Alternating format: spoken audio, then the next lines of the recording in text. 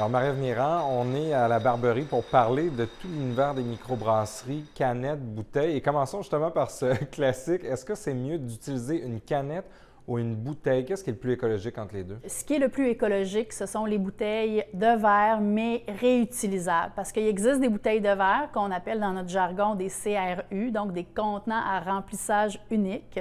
Ces contenants-là, on consomme et ensuite c'est détruit. Donc, c'est sûr que l'empreinte écologique c'est la moins bonne. Par contre, tout de suite après, arrivent les canettes d'aluminium et celles qui figurent au top, là, ce sont les bouteilles de verre, mais qu'on réutilise 10 à 15 fois. Donc, c'est plus écologique de mettre du savon dans de l'eau, des nettoyants, réutiliser le verre que d'utiliser de l'énergie pour faire fondre une canette. Au Québec, au Canada, on n'a pas de producteur de canettes, donc il faut faire venir les canettes d'ailleurs aux États-Unis ou dans le monde. Fait que c'est sûr que là, tout le transport vient aussi avoir un impact là, sur l'empreinte environnementale. Et même sur les canettes, il y en a qui vont opter pour des autocollants, il y en a qui vont opter pour une bande plastique autour de la canette.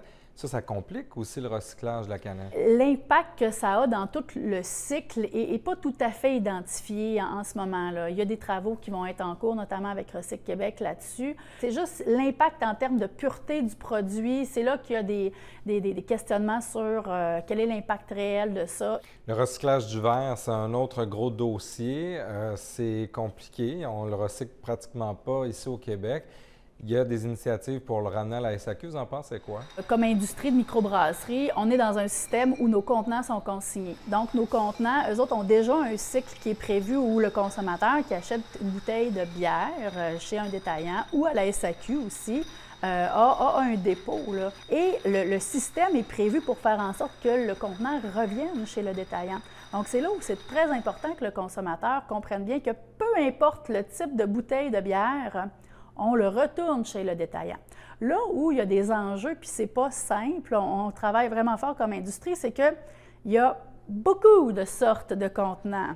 Et c'est pas tous les détaillants qui les veulent aussi. Bien, c'est là où j'en arrive. C'est que des fois, certains détaillants vont dire, bien moi, je ne vends pas ce type de contenant, donc je ne le ramasse pas. Si on avait une note en terminant à donner au Québec par rapport aux autres provinces canadiennes, territoires canadiens? On a des pratiques qui sont enviables d'un point de vue environnemental. Dans la réglementation, dans l'application, c'est sûr qu'on a encore du chemin à faire pour affiner les réflexes. Donc, c'est à tout le monde de faire sa part là-dedans. Absolument. Merci beaucoup.